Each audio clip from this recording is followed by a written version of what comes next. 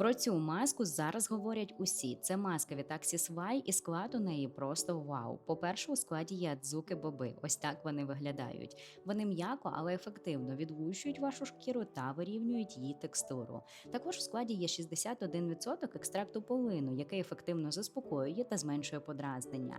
Ще маска ефективно зволожує за рахунок купи рослинних компонентів. І у складі ще є 2 види глини, які ефективно зменшують жирність та очищують пори. Маска є суперфункціональною і за неї ваша шкіра вам точно скаже дякую. А замовити можна ось тут.